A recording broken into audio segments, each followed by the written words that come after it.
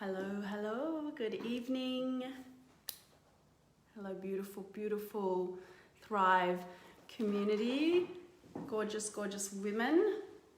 My name's Alicia Dumay Temmerman, and I'm really excited to talk to you tonight about a topic that has definitely been something that I have had to work on and continue to work on a regular basis.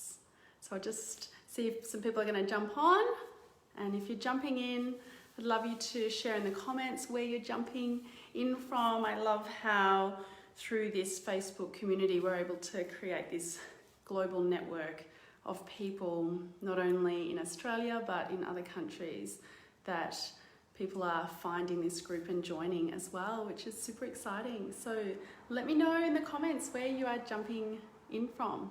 Not sure if I can see the comments, but hopefully I can. There's probably a button there that I can press.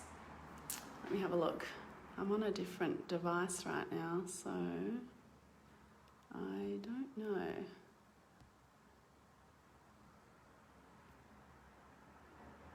No, I don't know. Oh my God, I think that just changed the lighting. Oh, here we go. Chat.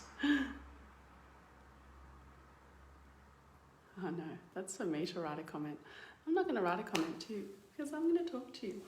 Okay, beautiful. So I'm excited to talk to you about healthy boundaries tonight. And as I said, this has been a lifelong lesson for me and something that I'm continuing to have to work on a daily basis, because it's something that I've really struggled with for me in my own life, something that has revolutionized my life now that I am starting to be so much better and clearer around my boundaries. It's something that has really dramatically changed my experience of my day-to-day life now that I understand and I'm much more conscious around boundary setting. So often we teach something that we are here to learn, and I have been an exhausted workaholic person where I was just giving everything to everyone else and had nothing left for myself and was really just on autopilot.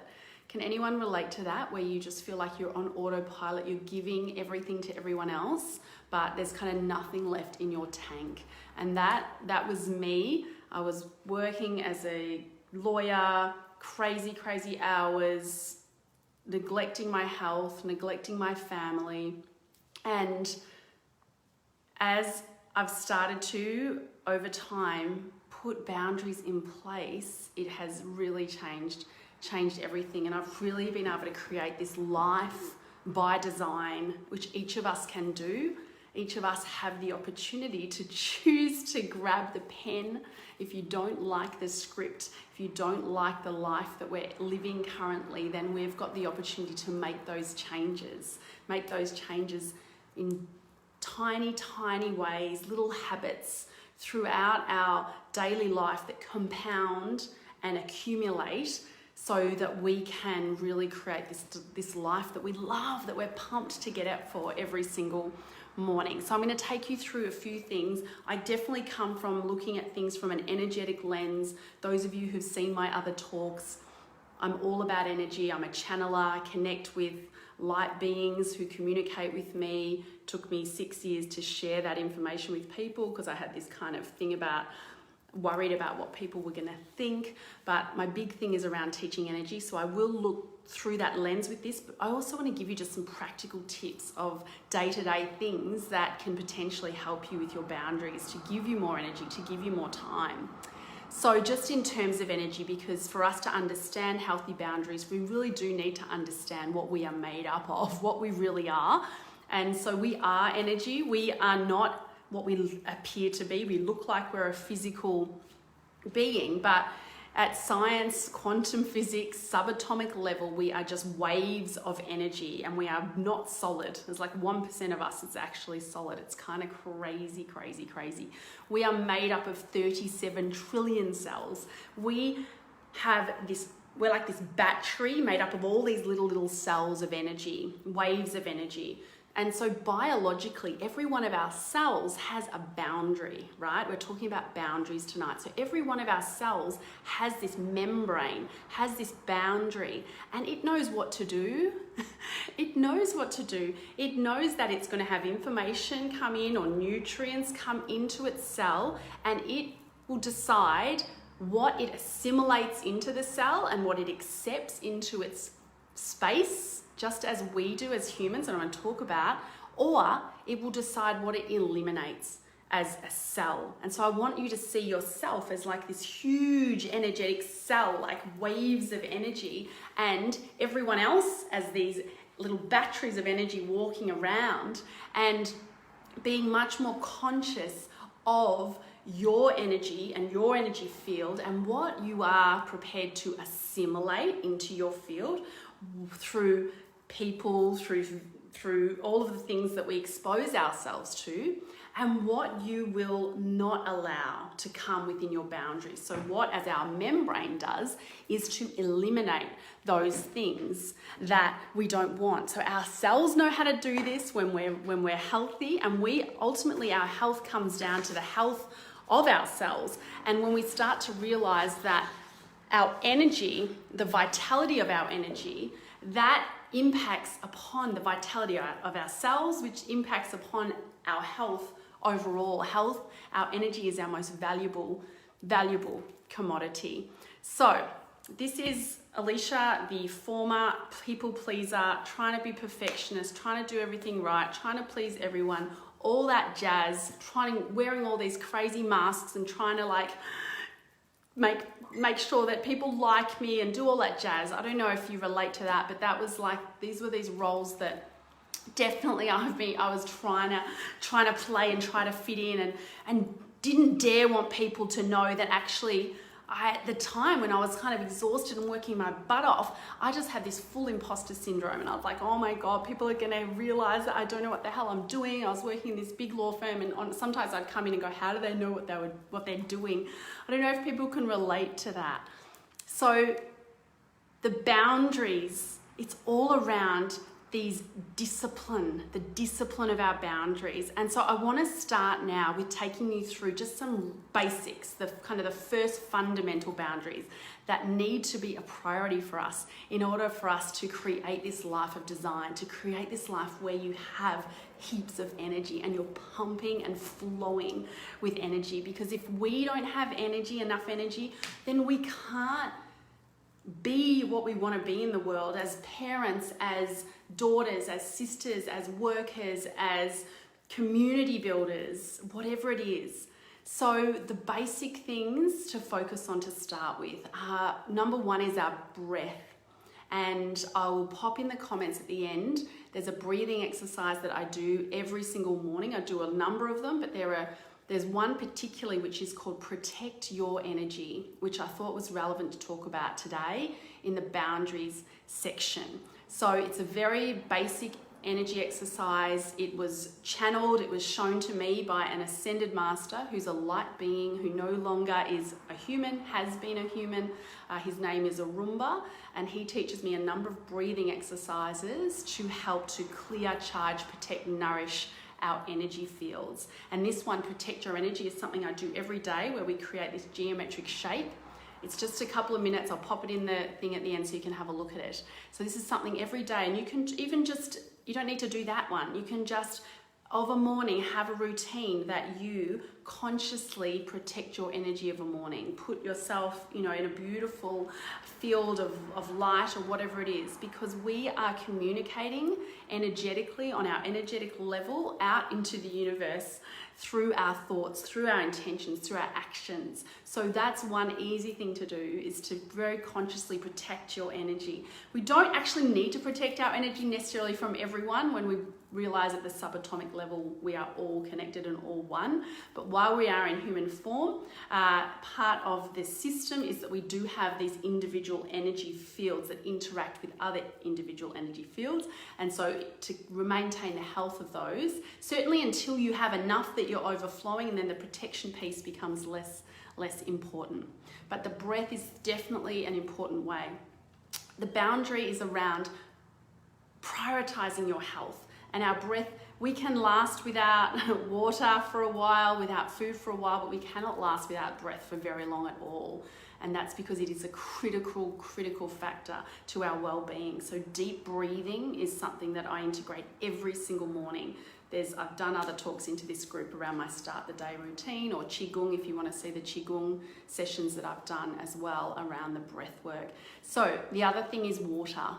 So our body is made up of various percentages in different parts of our organs. Like our lungs have a very high water content. I don't know exactly, like 85% or something crazy. And our body is the vast majority water.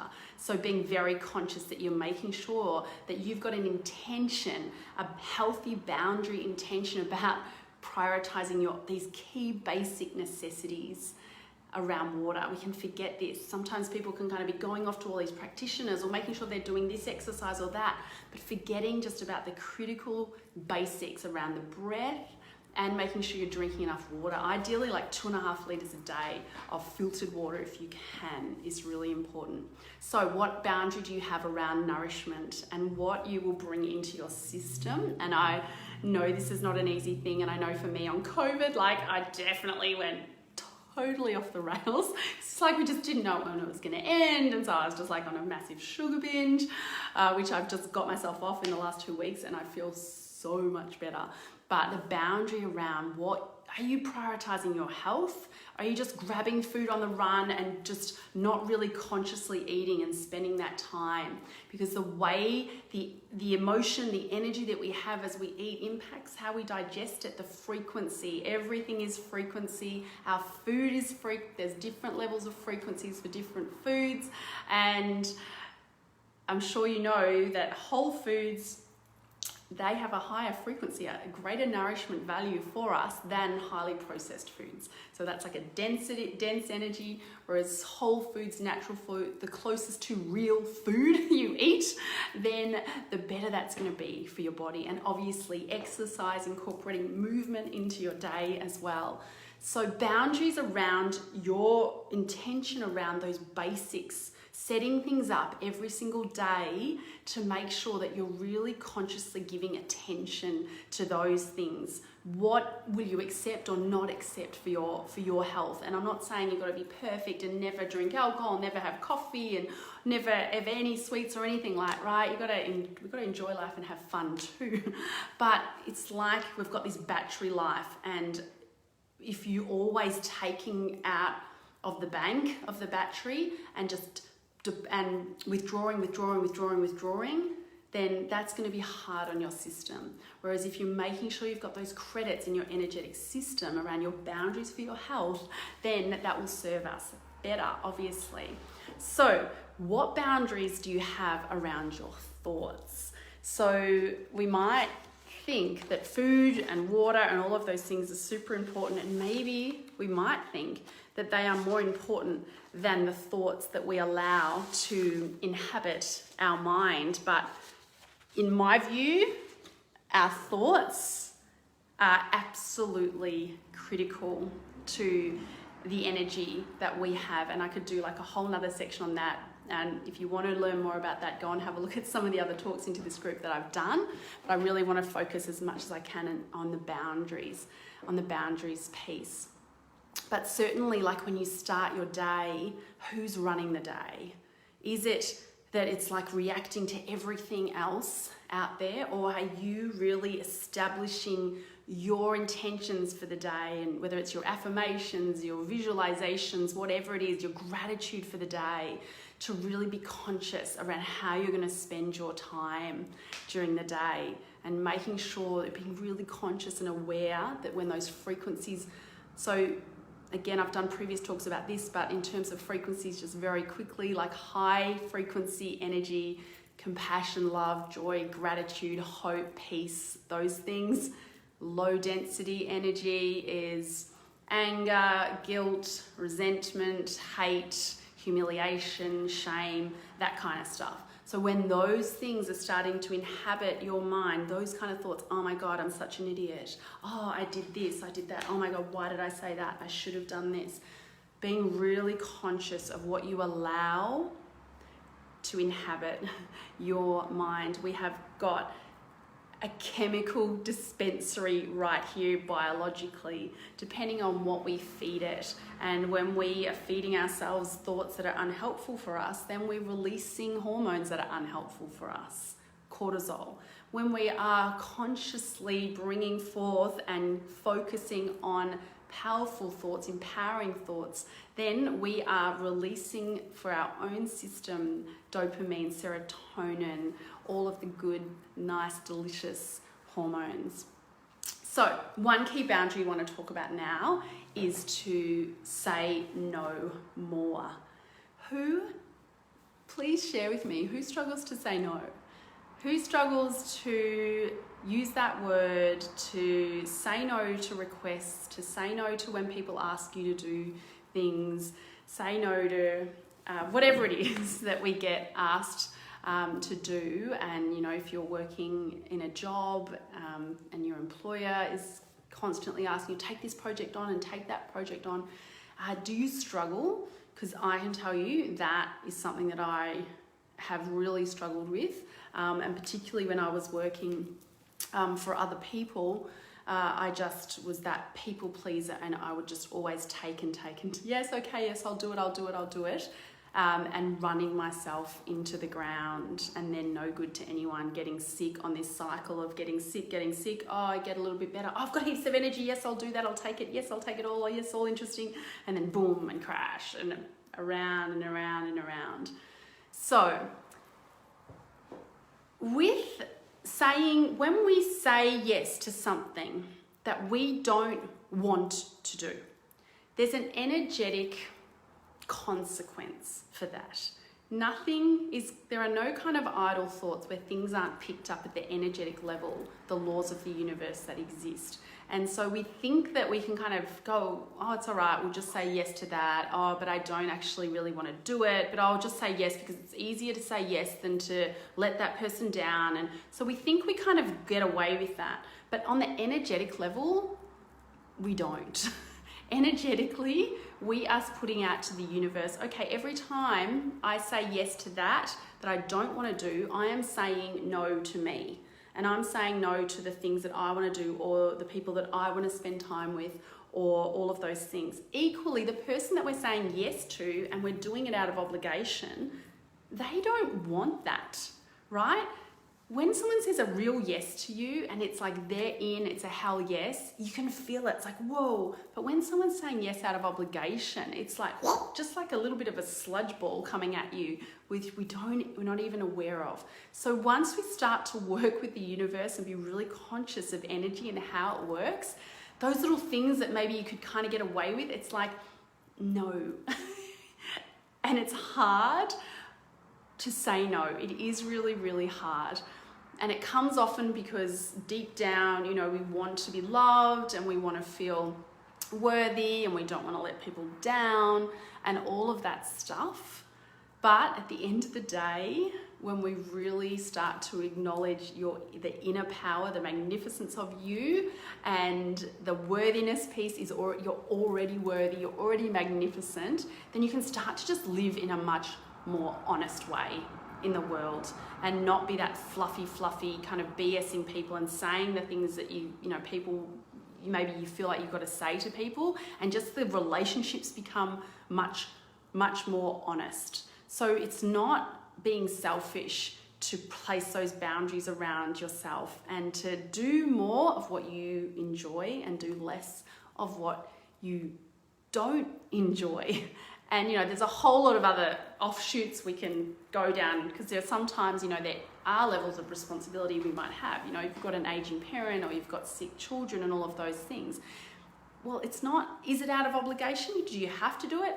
No, you choose to do it, right? So there's a whole different energy frequency when you deliberate over something and you say, actually, I choose to do that.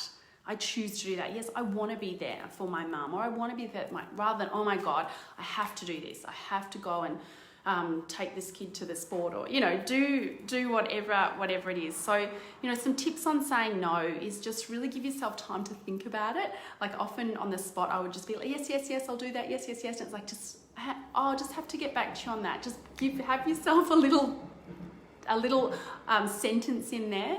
that gives the opportunity for you to just think about it and then get back to people.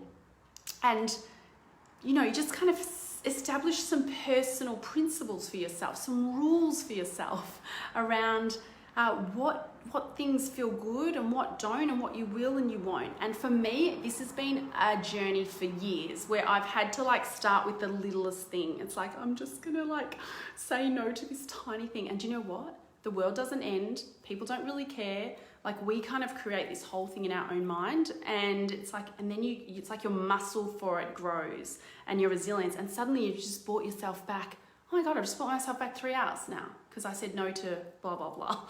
Oh my God. And you say, oh my God, I've just brought myself back, 2 hours, 3 hours, whatever it is, where you can put into other things, into whether it's your family or your passions or whatever it is. But as well as being open to saying more, we also need to be open to receiving, because as women, as a generalization, women love to give and love to help, but when it comes to receiving, it can be really difficult. What I'm really learning, particularly in running the energy sessions that I'm doing one-on-one, I'm learning that the law of nature and the laws of energy require that giving and taking and returning energy to the universe. So the oceans, the waves, they give and they take, and they give and they take, and that's the nature. That's the nature of our planet. So another thing is, you can say it might be that, thank you for asking me to do blah, blah. I'm not able to commit to that around my current schedule right now. You don't have to give. I've been such someone to have to justify and explain and give them all the information. It's you can just say no. You don't even have to say that much. You can just say, oh no, sorry, I can't do that. Or it might be, I can't do X, but what I could offer is Y. What you could potentially offer if someone's asking you to do something, and putting those boundaries around it. The other thing is, essential piece is, once you've actually said no, then ensure the second piece is, which is that you actually drop the guilt around that. So it's not like you then keep ruminating, oh my God, I should have just said that, it would have been easier, da, da, da, da, da. So it's really okay, I've done it, I've made the decision, be at peace with it, and just drop the guilt. So I just want to talk a little bit about work boundaries. Just briefly, I could talk for a whole session on that. But really, if you're working for someone else, see what boundaries you could put in place. If you're overworking and over-functioning and over-servicing, overworking in organisations is often rewarded with more work. That's what I found to be the case, and it can be really rewarded, that over-servicing and overworking, over-functioning in our society. And I remember when I was working in the law firm, one of the guys, one of the other lawyers, he's a middle-aged man, and he would teach people how to treat us, right? He just had his boundary that he left at 5 or 5:30 every single day. He just did. And it never entered my brain to do that. I was just there trying to please and work hard and all that stuff. And so what happens, of course, if a work comes in at 5:30, that the partners would never dare to give it to him, because he had set his boundary. He's like, this is what I'm doing. I'm doing this. If that's not okay, then, deal with it.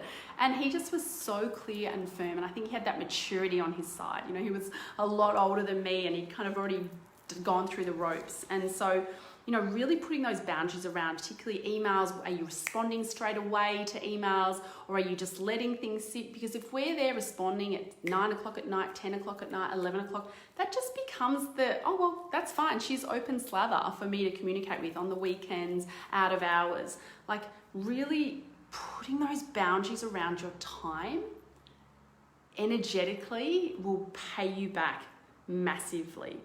And even in the work, if you do work for other people, so you could potentially give a little bit less and gain back a little bit for you and your family, and your employer will still be super happy with you.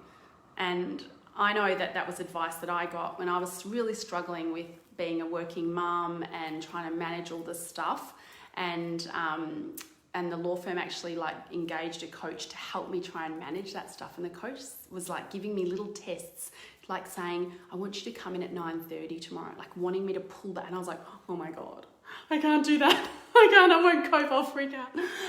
And just like these little tests, just to go, it's not, the world's not going to end. Just pulling back that little bit where you can for yourself as well. So I want to talk now. I know I'm rushing because I could talk for like days on every little piece, but I want to give as much as I can in the time. So I now want to talk about energy zappers and things that can take our energy if we don't have appropriate boundaries around those things. So one is in the form of technology, social media, Netflix, all of the things, and the news. So I want you to think about what boundaries you have around technology in your life, in your family. So do you have set times where you're checking devices, or is it just reacting? So when things are coming in, emails are coming in, things are coming in, and you're just responding, and kind of slave, for the want of a better phrase, to all the external stuff, rather than kind of setting your own boundaries around when you are and when you're not going to be checking your emails, when you're having time off. And this is something that I'm a work in progress on for sure. When you run businesses and you can do everything on your phone, you know, sometimes it feels faster just to kind of respond as everything comes in. But more and more now I'm leaving stuff and just trying to block time and just pum, and just power through that there, rather than you just feeling like this phone is just connected to us, like energetically all the time. And it's like, you know, getting that anxiety to get and check, has there been an email? Has there been a message? So if you don't have boundaries around the phones, I really suggest trialing some things around that. And certainly within families, I speak to a lot of people that this creates a lot of issues for, when they feel, often it's one spouse feels that the other spouse is spending so much time on their phone and doesn't have boundaries around that. So what boundaries, what agreements do you have within your family?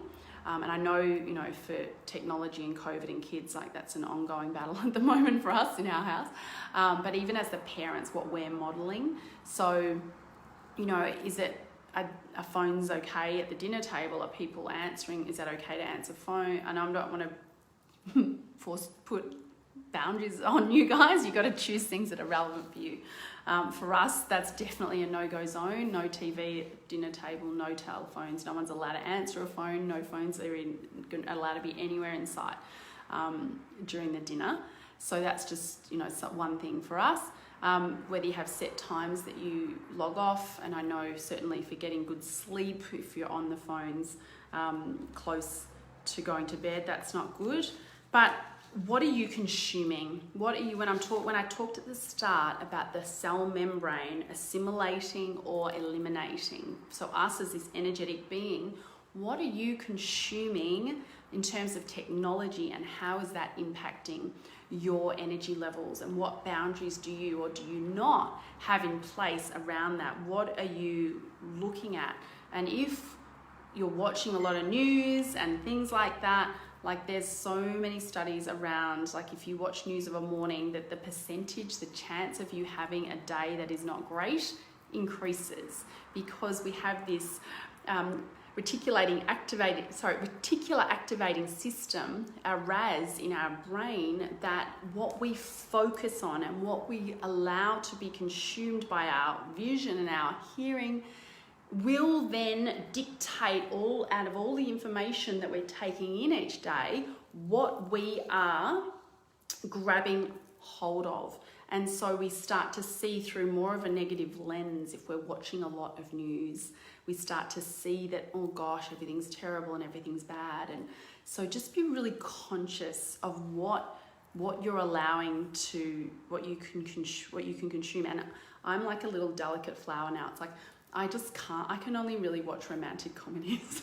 I just can't watch anything that's like a bit, I don't know, it's just kind of goes, I'm a bit sensitive to that stuff, but not everyone is. So yeah, just this scroll hole of Facebook and Instagram, and how many hours. And again, this is something that I know I've been terrible at, and I'm really working on a daily basis to manage this this addiction to this technology. So yeah, the boundaries, time blocking around when you will and will not use electronics. Anyone out there find themselves going to the toilet and taking their phone? Anyone going to admit that? Taking their phone? I was doing this at times, particularly now with COVID, and we've got the kids home all the time, and it'd be like a time that I could quickly like have 5 minutes out. I'm on the toilet, and I'd just be like trying to catch up. And so then I was like, okay, this is ridiculous. We're not having this, so it's just not good. So I've had to like really make sure that I'm not doing that. One thing that I have in place and I've done since April 2018, and it's revolutionized my mornings, is as part of my morning routine, I am not allowed to touch my telephone or any electronics until I've done my breath work.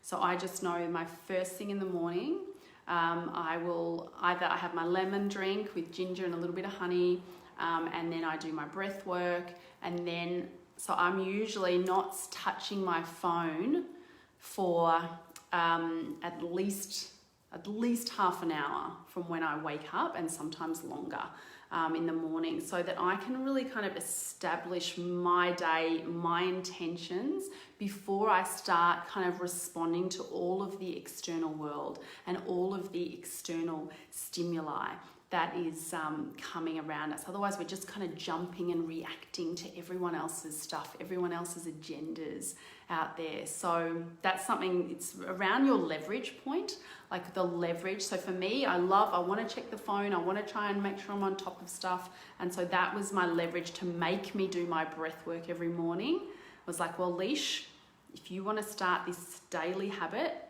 that you're going to be disciplined about, what's going to be the leverage? And I was like, okay, I'm not allowed to touch my phone unless I do it. So that's something that's worked for me, maybe not for everyone else. But just going back to the toileting thing, so information's come through to me in the past from the Ascended Masters who I channel around the importance of our time on the toilet, and how this is actually an important detoxification opportunity for us, not only to eliminate the waste on a physical level, but also our body is eliminating toxins energetically when we go to the toilet.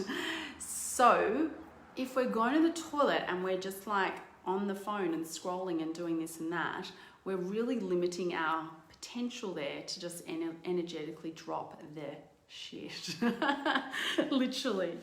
Okay, so I also want to talk, before we finish, I want to talk about energy zappers. So energy zappers, it's kind of like a concept that, like, I don't really like the term so much. And I had read, like, when I was struggling with energy a long time ago, I remember reading a book about kind of energy vampires, and it really kind of resonated with me because I'm sure many of you are empaths. And an empath is someone who energetically, we pick up people's stuff really easily. So when someone's feeling sad, we can feel it. When you're watching, a sad movie, it's like you're in the movie and you're the person and you just feel it really deeply. Do people relate to that? Being empaths. So often empaths can be sucked, their energy can be kind of sucked away from them by interactions with other people in the world, because we are humans and we are interacting with other people in the world. So I didn't really love the term energy vampire. So when I wrote my book about energy, I called it energy zappers because it didn't feel so bad. So you may know what I'm talking about, right? So there are some times where you have an interaction with someone and you walk away from that interaction and you are just like wiped out, right? Like you feel like you've been hit by a truck. I used to experience that all the time. I don't experience that now because of all of the energy habits that I do, but this was something that was a common thing for me. And an energy zapper is not a bad person. And in fact, someone who might be an energy zapper for you might not be an energy zapper for anyone else, right? We've all got these different frequencies of energy that we're cruising around with. And equally, someone might be an energy zapper for you because of the interpretation that you've placed through your lens of the world and what you view them as. Someone else might think they're amazing and they're uplifting. So you've got to be conscious that it's often our own interpretation that creates that impact energetically on that exchange of our energy, of what we're receiving from those people. So sometimes though you can have energy zappers who it's just like their self-esteem is really low, or their significance feels really low, and they come into contact with you and they just want to like kind of suck it all out, or they want to just dump all their stuff on you, and things like that. So this is about being really conscious of those interactions and being the commander of your energetic system. So when you have an interaction like that, so after I've had an interaction like that where I feel like someone's maybe dumped a whole lot of stuff, or like a bit of kind of energy vomit on you, then after the interaction I'll command my energetic system about what I do or do not want to accept from that interaction. So I'll talk to myself and I'll say, okay, I've just had an interaction with person blah. So whatever's going on for them, that's their matter, that's their responsibility. I refuse to take on any energy associated with that person or that interaction that is not going to be useful to me. And I literally have a like bang, my protective shield just doubles up and just boom, and the stuff just like flies off. So no longer am I just like, whoa, like walking away exhausted.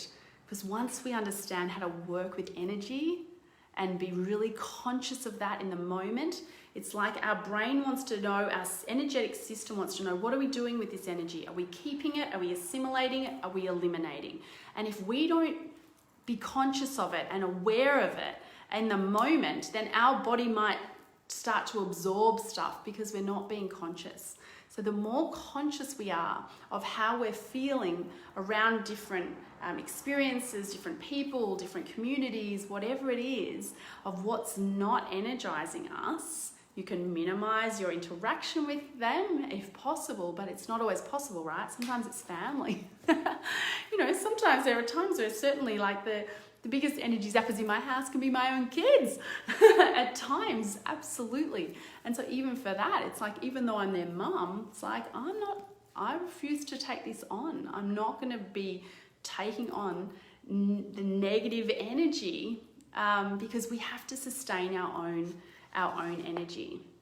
So with energy zappers, it's just to be really conscious, be loving and compassionate, but also don't just allow people to suck the life out of you because ultimately they will potentially not know that they've even done that, and they would probably not be happy about that if they have done that, but it's up to you. It's your responsibility. People can have no power over you unless you choose to allow them to. And when we're not conscious of those energetic emissions and what we're emitting, what we're receiving and allowing, then it's just like open slaughter for our energy as we're going around. So, oh my God, I've got to be quiet about energy. I could obviously talk, I'll just go on and on and on. I'm going to try and wrap up because I always go way over on these sessions. It's like I created this group and I say, I have like 30, 40-minute session. And then I always like talk over an hour. So I've like set my timer and been trying to be really good. So I guess talking about kids as well, actually. So some of you will be mums out there, or you'll have your fur babies, or you've got responsibilities as daughters to your parents or things like that. And so again, we teach people how to treat us. And we can see this a lot with mums. Sometimes as mums, we can create this situation where our kids just think we are literally at their beck and call, that we are their number one waitress, number one chef, number one personal slave, and that they just have these expectations, if we allow them to, that we're just going to do everything for them. Now, the more that our kids do for themselves, the more we are creating that boundary around ourselves, that we're not just simply here to do all this stuff for you guys, but also we're building their own capacity. Like if it's something they can do themselves, even though it's quicker for us to do it like that, just let them master the little tasks, the little things, you know, if they're little, as soon as they can get their socks and shoes on, get them doing it. As soon as they can dress themselves, get them doing it. As soon as they can wipe their butts, like whatever, as soon as they can feed themselves, they can bring their plate from the table. Like all of those things start to create those boundaries around your space and your time, you know, to show them, like of a morning, my kids, they know that every single morning I'm going to be doing my breath work, and it's non-negotiable, so that they either leave me alone or the littlest one will come and do it with me. So just have those times where maybe you go and have a little cup of tea. It might be a set time if you're at home, COVID, and you've got your kids all around. I know we've got 4 of them, they're all over the place. You know, it can be really hard to find that time for yourself. But if you carve that time out and you show your kids that you are putting your health first and your time for you and honoring yourself, that okay, at whatever time it is, mum goes and has a little cup of tea, grabs her book, and whatever goes on around her, that's fine. But just building that time in for you and modeling that to them as well. So we don't have to helicopter parent our kids and do everything for them as much as we might want to. The best thing we can do, it depends, right? And each one's individual. So, you know, I'm not wanting to judge other people's parenting styles, but for me, what I see my role as a parent is to create independent, resilient kids who are able to really function in the world as best they can, being kind, good humans. This is what we're aiming for. It doesn't happen on a daily basis always, but you know, am I going towards that goal by just doing everything for them? And the same for, you know, other people in our lives, right? The more we enable, the more we take over. And as women, we can be sometimes, sorry to generalize, but I do speak to a lot of women, and sometimes we can be controlling about how we think certain things need to be done. So be conscious of those boundaries as well. So I want you to think about some little action steps to work on your boundaries. And you've jumped on because it might have been a topic that's triggered something for you, or you've wanted to work more on your boundaries in some way, shape or form. But I'd love you to think about what are you doing currently? Like if you draw a little line in a journal and kind of write, you know, maybe 5 things down that you currently do in your life right now that you do not enjoy, that you don't want to do. And just have a look at them, at any of those things that you can eliminate, outsource. Otherwise, if you have to do them, what are the things that you could do to make those tasks, those things, those whatevers more pleasurable? What can you do to bring more energy to those things? Pump the tunes, have some kind of ritual around something, reward yourself, like whatever it is. Ensuring that you're doing something every day to really honor yourself, honor your soul. And that's the other side, is like, what are the things for you that do boost your energy, that do show that you are treating those healthy boundaries as a priority around you and your mental, physical, spiritual, emotional health? Because that's like, for me, that's the ultimate boundary that has changed everything for me. From 2 years ago, when I started to prioritize those things and put daily actions and daily steps in place, little micro habits, daily rituals, coupled off the back of just things that I do every day anyway, that has just transformed the amount of energy I've got, and the amount of time that I feel like I have, compared to I had in the past when I was just saying yes to everything that kind of flew past my desk or my whatever. Yes, I'll bake the however many cupcakes. Yes, I'll be the basketball manager. Yes, I'll do right? Kinder committee, all of that stuff, right? It's nice and it's important to do those things, but sometimes we don't have to be that martyr to do everything. Like, oh, actually, I'm not going to do the kinder committee this time around, or I'm not going to do the basketball manager. I'll let someone else step up for that. I'm not going to. Like, we don't have to just say yes to everything. And as you start to say no, it's like, wow, oh my gosh, this is amazing as you start to buy that little bit of time back, back for yourself. And like one boundary I put around myself recently, which took me 12 years or something, is that I wanted to be a vegetarian for like 12 years. And I just didn't want to put anyone out. I didn't want to be annoying. I didn't want to be a hassle even within our own family. Thank the Lord my husband does most of the cooking in our house. I was like, I don't want to be a hassle to him and for him to like have to do different meals and blah, blah, blah, blah, blah. And then since I slowly have been really conscious of this boundary work and doing more of what I want to do and less of what I don't want to do and what doesn't feel good, as long as you're not being a bad person, you're still treating people kindly, obviously, then it gave me the courage to go, right, actually, I really don't want to eat this food anymore. And I'm so happy.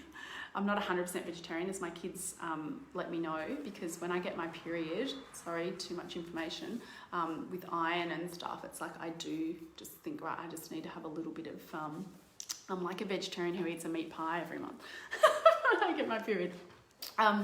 So that was just one thing. So what are the things that maybe you're not doing in your life because you've been scared, you don't want to put people out, you don't want to, tip the apple cart. So what are things that you can do every day to honor your soul? What feeds your soul? What makes your heart sing? That is just my mission on this planet, is to help remind people of their magnificent souls, and how incredible you are, and how deeply loved you are, and how you matter, and that your soul never dies.